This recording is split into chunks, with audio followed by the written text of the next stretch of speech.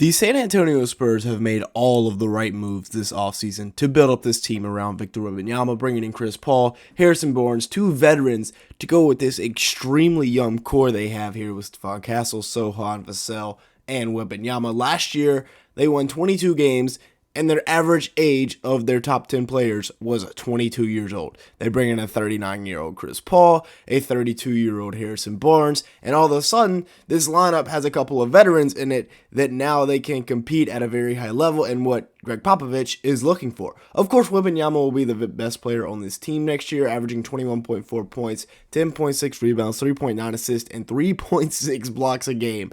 As a rookie, just absolutely outlandish numbers. 47% shooting from the field, 33% from 3 on 5.5 attempts. I expect his field goal percentage to go up like 10 points this year, going from Jeremy Sochan at point guard to Chris Paul at point guard. A huge difference. Now, he does have the clamps. We already know about this. We'll talk about his defense a little bit more later, but that's a ridiculous picture, and he will be 21 years old next year.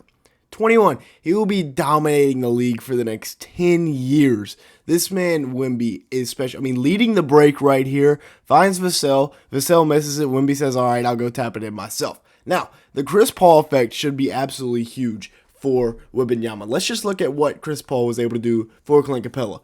14 and 11 before Chris Paul in 29 minutes per game. And then you put Chris Paul into the lineup, and he's averaging 17 and 13 in 3 more minutes a game. Very good stuff there. I mean, there's bigs that he has done this for. DeAndre Ayton all throughout his career. That's just the last couple. But at 39 years old, Chris Paul averaging 9.2 points per game, 6.8 assists, and 4 rebounds. Really more of a floor general at this point in his career, just trying to get others their shots while shooting 44% from the field, 37% from 3 on 3.6 attempts in 26 minutes a game.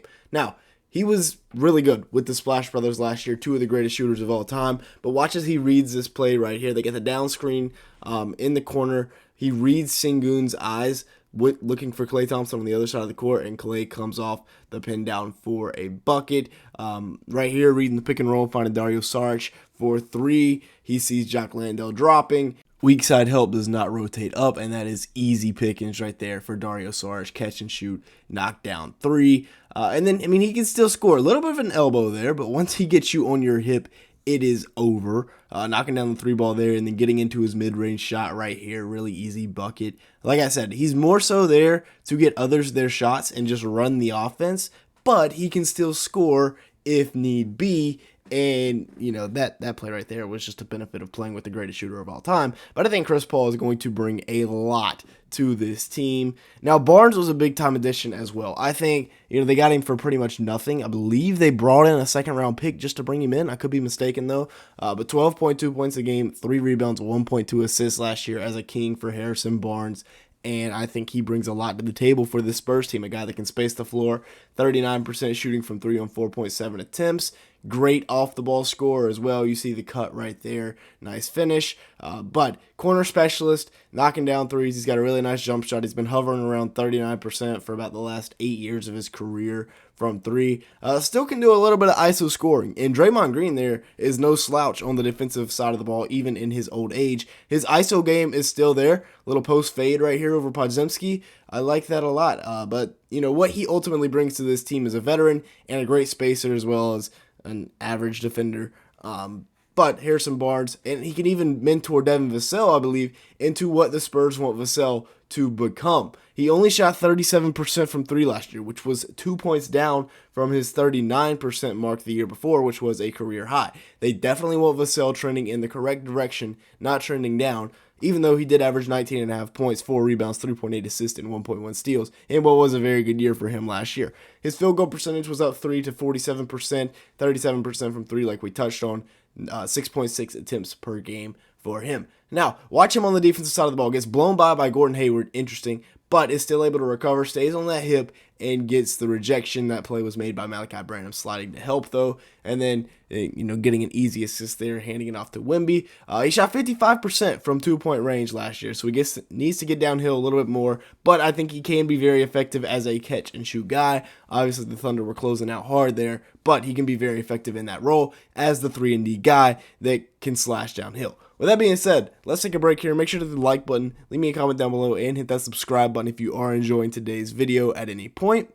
As you can see here, a large majority of the people that watch these videos are not subscribed to the channel. If that is you, go ahead and change that. We're also trying to hit about 400 or 200 likes on today's video. 400 would be cool though, as well. Now let's go ahead and get on to the rook in Stephon Castle. 11.1 points per game, 4.3 rebounds, 2.7 assists in 27 minutes a game last year at UConn, while shooting 47% from the field. 27% from three. That will be addressed, and that probably will be fixed. We will see though. But he's great off the ball, great passer, true point guard. They had him playing shooting guard at UConn, but I think he's more of a true point guard at the next level. I don't think they should try to play him alongside of Chris Paul this year. Quick little baseline spin here with the reverse jam. He's got all kinds of athleticism, but the most intriguing part of his game right now is his defensive ability. Coming in at 6'6", 215 pounds, he plays like he's 215. Very physical defender. I mean, watch this possession right here by Stephon Castle. He goes to double the post, and then the ball gets reversed, and he still ends up guarding the ball and just completely stonewalls him into 5 seconds, 3 seconds in the paint, whatever it was called. This trio right here should be a nightmare on the defensive side of the ball. And then you also have Jeremy Sohan, and they're all being coached by Greg Popovich. That is an elite core right there that you have to build around. And Stephon Castle, I mean, as a point of attack defender, he is a nightmare for anybody trying to bring the ball up. Tries to old man him right here, get him down in the post, just completely stonewalls him. Once again, right here, his post defense is above average for a guard. Like I said, he's 215, so he's tough to back down. But the point of attack defenders in Vassell and Stephon Castle funnel into Victor Wembenyama, who is even more of a nightmare than either one of those guys. I mean, he's pretty much impossible to get a floater or a layup off on unless you're Alperen Sengun or Joel Embiid, who dropped 60 on him, or 70.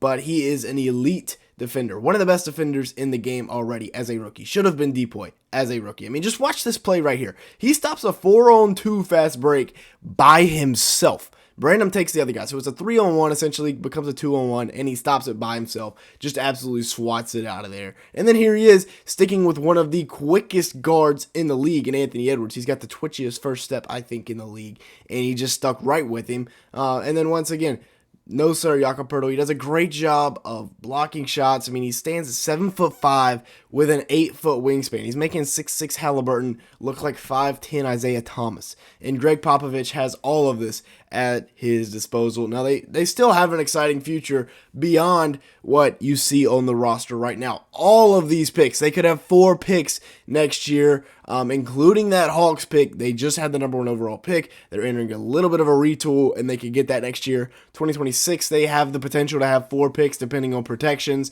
and then 2027 could have 3, 2028 could have a couple. So, I mean, you're looking at OKC Thunder type pick hauls right here, and then they replenished their future picks this year with the trade with Dallas, and then the trade with Minnesota, sending out Rob Dillingham, getting 2 future first way down the line. And of course, you never know what the league's going to look like in 7 years.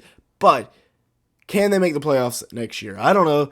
The timeline is ticking for Greg Popovich. We will see what happens. I think they definitely have a really good roster. I think they could be a play-in team, but the West is an absolute gauntlet. With that being said, that's going to be it for today's video. Thank you so much for watching. Make sure to like button and leave me a comment down below, as it really helps out in the YouTube algorithm. And with all that being said, thank you so much for watching today's video.